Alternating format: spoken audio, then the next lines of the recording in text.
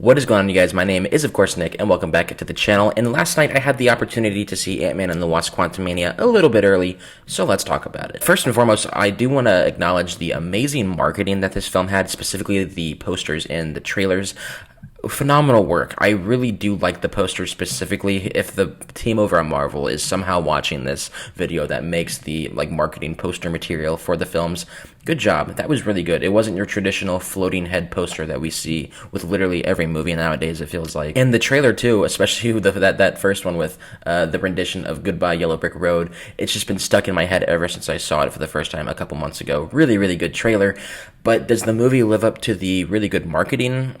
I wouldn't say it does. First things first, and I mean, everyone's going to say this, that's why I'm getting this out of the way first, is Kang the Conqueror, right? He's amazing. Jonathan Majors plays the shit out of him. He's very, very intimidating, but I don't agree with the sentiment that he's already a better villain than Thanos. Maybe he's more intimidating. Maybe that's what people are meaning to say, but he's not a better villain than Thanos. I felt way more emotionally connected to Thanos and what he was trying to do with his goal, and the people that he was going to hurt in the process of it, because he does have two daughters that are two main characters in the MCU, so we as an audience kind of have that emotional connection to his motivation already because of that. But with Kang, by the end of this movie, I feel like his motivation going forward in the MCU is a little bit muddled, right? Of course, we have the post-credit scenes at the end, and if you're fans of the comics, you know what's coming, you know what that means, and it's easy to follow. But for someone like my dad, right, who doesn't read the comics like I do, he's gonna walk out of it probably feeling the same way, not really too sure on what's going to happen next. And that's where one of my big problems with this movie starts, is because Peyton Reed,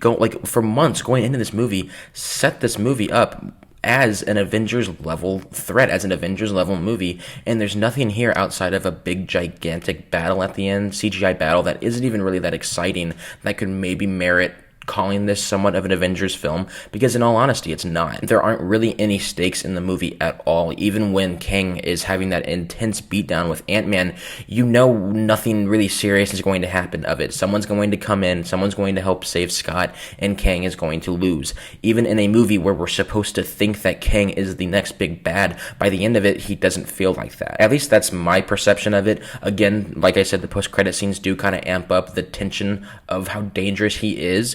But within the 2-hour runtime of Quantumania, I never really felt that, outside of maybe that first introduction we see between Scott and Kang. That was a very good section of the film. In fact, that's probably the best part of the movie, when he first meets Kang. That 30 minutes, that entire sequence, and then maybe a little bit after it, is the most engaged I felt throughout the entire movie. The CGI in this movie is honestly pretty good considering what Marvel has been recently. I mean, we're not going to talk about that any further than we have to. But for the most part, the VFX really, really worked for me, especially with the scenes of multiple Ant-Mans. You see it in the trailer. That was a very, very cool spectacle moment. Then there are, of course, other moments like M.O.D.O.K, for example, where it just literally looks like something out of the early 2000s, like out of Shark Boy and Lava Girl. It just did not look that great. And maybe that was what they were trying to go for, because in the script, they do poke fun at that. They do not just ignore it. Scott Lang makes some quips about it. There's something there. There's a level of self-awareness to it, at least. And by the end of the movie, M.O.D.O.K does have the most character growth in the film, which is crazy to say,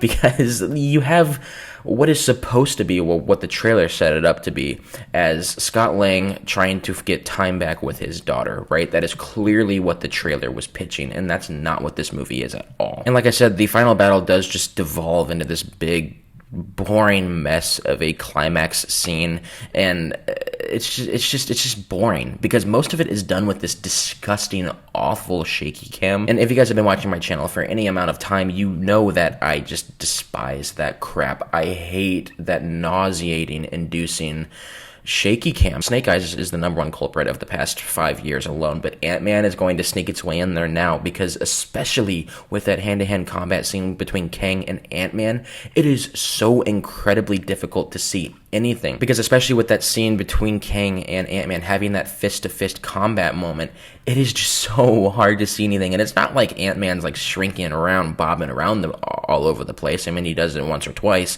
but for the most part, it's literal hand-to-hand physical combat combat between these two characters, and you can't see any of it. It's so lazy because you have powerhouse performers like Jonathan Majors that you could choreograph, that you could take the time to make a really good, intense sequence here, but instead we're just gonna shake around it and we're not gonna see anything. It never works. It looks awful. I don't know why anyone thinks it looks good. I feel like I'm just harping on so many of the negatives of this movie right now, but there was so much going for it with that marketing that I don't know, maybe I overhyped it for myself, I guess.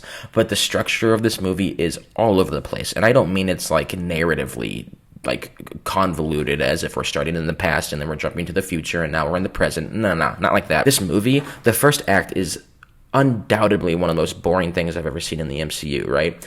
And then once we get into the second and what's supposed to be the third acts, it gets so jumbled up that it genuinely feels like we're switching between different acts of the movie, right? It feels like we're getting into act 3, 4, 5, 6, 7, so on, because there's just so much happening in what they're trying to do, and it just never works at all. It just feels convoluted at the end of the day. And yes, it does feel like I'm bagging on this movie because I really am, but there are really good moments in this movie as well, specifically Paul Rudd. I loved him in this movie. Catherine Newton as Cassie Lang, as underwritten and annoying of a character she is, she did put a pretty good performance on. But Michael Douglas, on the other hand, I don't really know what he was doing. He genuinely didn't need to be in this movie at all. It literally felt like before they said action, they went up to him, told him his lines, and told him to look mildly interested in what's going on around him in this CGI environment, and then they said action. It just felt like he didn't want to be there. Like, this was the definition of what it felt like to see an actor phoning it in on screen for a paycheck, and he didn't try to hide it at all, and that really irritates me coming from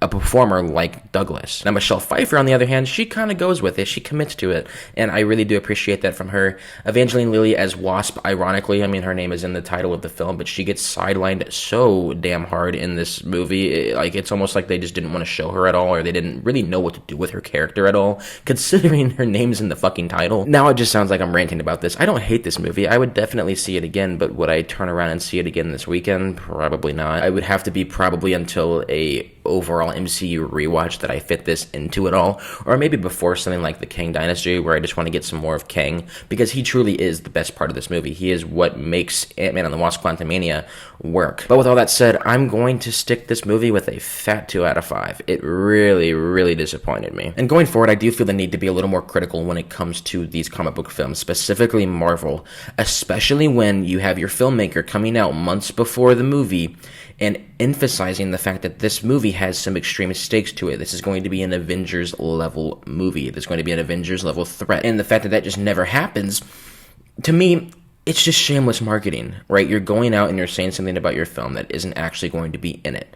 It's almost as bad as saying the Fantastic Four are going to show up in this movie, right? You are just trying to get the audience excited for something that isn't going to be there. And who knows, maybe to you guys, for some of you, you felt that Avengers levelness to the film. But to me, it didn't. To me, it felt like taking a character that up until this point has been a side character, a really small character, and just putting them in a really big scenario, not anything with some genuine stakes to it, because by the end of it, there weren't any. But that's just me. Ant-Man and the Wasp comes out today. If you guys want to check it out, please feel free to do so. Don't let my besmirching of the film keep you away from it if you want to see it. But if you have seen it, feel free to leave those thoughts in the comment section below, and let's talk all about it, because I'm interested to hear what you guys have to say about this one.